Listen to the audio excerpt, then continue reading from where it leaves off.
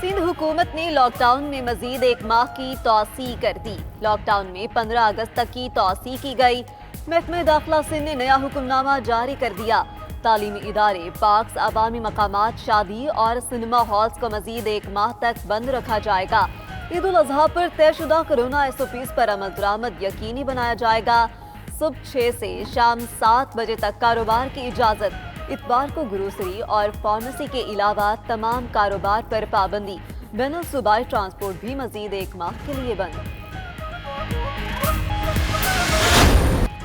विफाक के नुमाइंदों की यकीन दहानियों के बावजूद कराची में गैर एलानिया लोड शेडिंग जारी। शहर के मुख्तलिफ इलाकों में फनी खराबी या मुरम्मत के नाम पर बिजली की घंटों बंदिश। उधर CEO के इलेक्ट्रिक ने लोड शेडिंग के खात्मे का अनोखा फार्मूला बता दिया।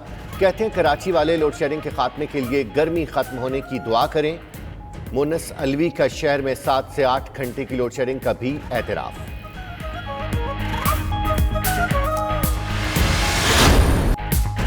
कराची में लोड शेडिंग का अजाब। हाफिज नईम का कहना है वादे पूरे न होने पर गवर्नर असद उमर और कराची से PTI नुमाइंदे इस्तीफे दे।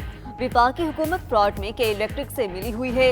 उधर नासिर शाह का कहना है ओवर बिलिंग की शिकायत भी बढ़ती जा रही हैं।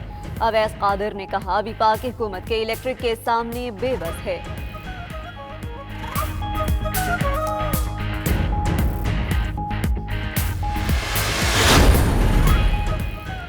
कराची में बिजली का बहरान हल करते करते पंजाब में गैस का बहरान पैदा हो गया। सोई सदरन ने सोई नॉर्दर्न की दरामदी गैस कराची में इस्तेमाल करना शुरू कर दी।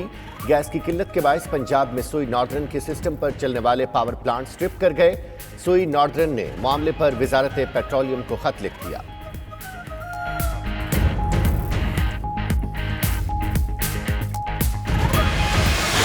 पाकिस्तान की तारीख की सबसे बड़ी डैम अब हम बनाने जा रहे हैं। दयामीर बादशाह डैम, इंशाअल्लाह ये हमारे मुल्क की सबसे बड़ी डैम होगी। हर वक्फे के बाद हम अब अगली डैम के पास जाएंगे जो दरियाओं के ऊपर बनेगी। ये जो फैसले किए इंपोर्टेड फ्यूल के ऊपर बिजली बनाना। वज़ीर आज़म का दयामीर बादशाह डैम की साइट का दौरा। कहते हैं पाकिस्तान का सबसे बड़ा डैम बनाने जा रहे हैं। इमरान खान ने चिलास में तकरीब से खिताब में कहा माजी में गलत फैसले किए गए। दरियाओं से बहुत ज्यादा बिजली बन सकती थी लेकिन दरामदी ईंधन से बनाई गई। तकरीब में आर्मी चीफ DG ISI वज़रा और मुआविन खुसूसी इत्तलात की भी शिरकत।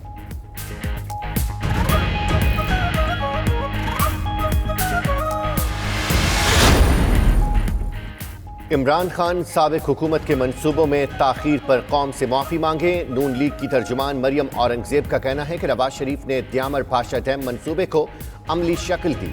उधर शहबाज शरीफ का कहना है कि लगता है ऑरेंज लाइन मेट्रो ट्रेन मंसूबा भी PTI की नाअहल हुकूमत के इंतकाम का निशाना बन चुका।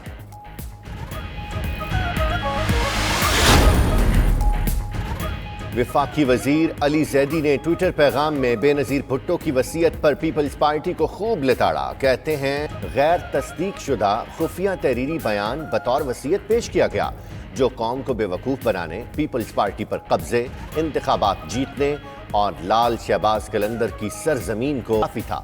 अब वक्त है सबका इंकिशाफ किया जाए।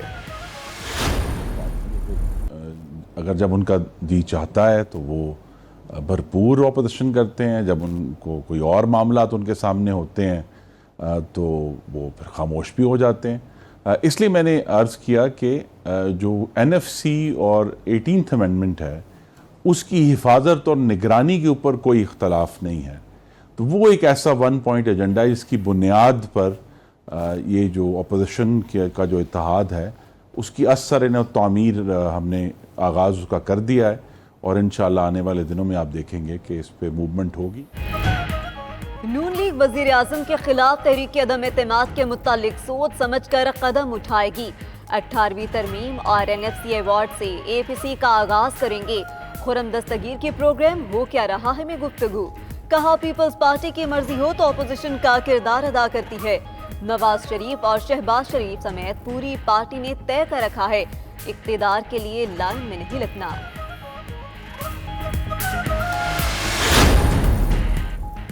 कराची में आटे की फी किलोग्राम कीमत में 6 रुपए का इजाफा। 2.5 नंबर आटे की 10 किलोग्राम की बोरी 545 रुपए की हो गई। चक्की के आटे की 10 किलो की बोरी 620 रुपए की हो गई। आटे की कीमत में इजाफा गंदम 4 रुपए किलो महंगी होने की वजह से हुआ। गंदम की फी किलोग्राम कीमत 48 रुपए तक पहुंच गई।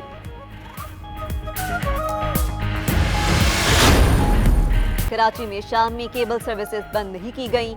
चेयरमैन खालिद अराई कहते हैं कि इलेक्ट्रिक से मुज़ाकरात हुए। कमिश्नर इफ्तिखार शिलवानी ने कमेटी बना दी। मसाइल या इख्तिलाफात मुशावरत से हल किए जाएंगे। उम्मीद है आइंदा केबल नहीं काटी जाएगी।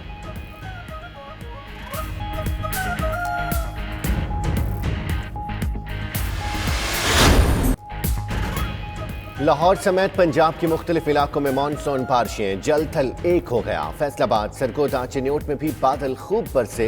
कोटली, मानसेरा, बदीन में भी बारिश से मौसम खुशगवार हो गया। कोलू में नशेबी इलाके ज़ेरे आब आ गए। उधर कराची और हैदराबाद में कल से तेज हवाओं के साथ बारिश का इम्कान।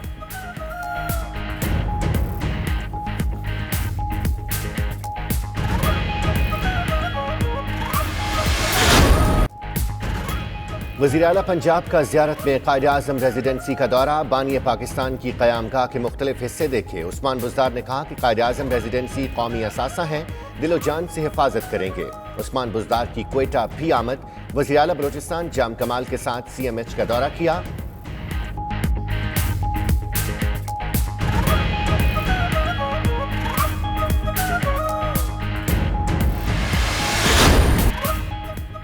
और कतर में फुटबॉल वर्ल्ड कप 2022 का इफ्तिताही मैच 21 नवंबर को अल-बैद स्टेडियम में होगा। फीफा के मेगा इवेंट का शेड्यूल जारी।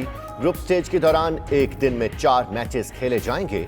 सेमीफाइनल 13 और 14 दिसंबर, जबकि फाइनल 18 दिसंबर 2022 को लिवसेल स्टेडियम में खेला जाएगा।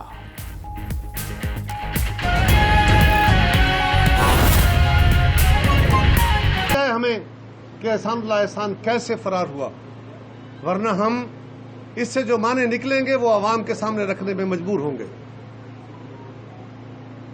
इसी तरह आज पाकिस्तान में जो हालात हैं, इमरान खान साहब ने और उनकी हुकूमत ने पाकिस्तान को जिस नहज पे पहुंचा दिया है, आज रोज नए बहरान हैं। कभी अद्वियात का बहरान है, कभी चीनी का बहरान है, कभी आटे का बहरान है, कभी तेल का बहरान है, कभी कर्जों का बहरान है, कभी बिजली का बहरान है। वो मसाइल जो पाकिस्तान से खत्म हो गए थे, वो मसाइल फिर उठ रहे हैं।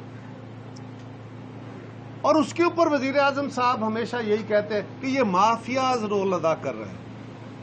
माफियाज नहीं हुजूर वाला, आपके अपने लोग, आपके दाएं बाएं खड़े आगे पीछे आपकी जमात के अंदर मौजूद लोग, वो हैं माफियाज के सरबराह। चीनी के ऊपर बड़ा शोर होता था। मियां नवाज शरीफ फैमिली और आसिफ जरदारी साहब को बड़ा इल्जाम दिए जाते थे कि चीनी उनका कारोबार है। आपके कमीशन ने बताया है कि आसिफ जरदारी साहब पे जिस ग्रुप के साथ शेयर होल्डर होने का इल्जाम है, उनका तो टोटल 1.5% प्रोडक्शन में हिस्सा है। मियां नवाज शरीफ फैमिली का 4.5% हिस्सा है। ये दोनों खानदान क्लब भी कर दें तो 6% हिस्सा है। खान साहब, आपके तो एक साथी का हिस्सा प्रोडक्शन का 20% है, दूसरे का 16% है, किसी का 10% है, किसी का 6% है। कोई 80% हिस्से तो शुगर के आपके अपने घर में हैं, ये आपके अपनी पार्टी में हैं। इसीलिए नोटिस लेने के बावजूद, अदालतों के नोटिस लेने के बावजूद भी आज भी चीनी सस्ती नहीं हुई। अद्वियात के स्कैंडल में आपके अपने लोग शामिल हैं, आपने हटाए थे। आज नैब उसको इतने महीनों बाद, इतने सालों, 1.5 साल बाद नैब को याद आ रहा है। ये आपका अपना सारा कुछ कमाल था। अद्वियात सस्ती नहीं हुई, सब मौजूद है, किसी के खिलाफ कोई कार्रवाई नहीं हुई। आटे का बहरान था और आज एक फिर बहरान पैदा हो रहा है। अनफॉर्चुनेटली ये फिर गंदम का बहरान फिर सर उठा रहा है। अभी गंदम की फसल उठाई गई है और वजीर आजम साहब सिर्फ सिंध हुकूमत को मुर्दे इल्जाम ठहरा देने से काम नहीं चलेगा। आपको अपनी पोजीशन वाज़ेह करनी होगी। गंदम स्मगल हो रही है, KPK से स्मगल हो रही है। आपको उस स्मगलिंग को रोकना होगा। वफाकी इदारे आपके पास, वहां की हुकूमत आपके पास, बलोचिस्तान में आपके इत्तेहादी। लेकिन गंदम अगर स्मगल हो जाए और मुल्क में किल्लत हो जाए तो वजीर आजम साहब ये बातें सिर्फ इल्जाम तराशी से नहीं चलेंगी, आपको इनका जवाब देना होगा। इसी तरह तेल का बहरान, क्या हुआ?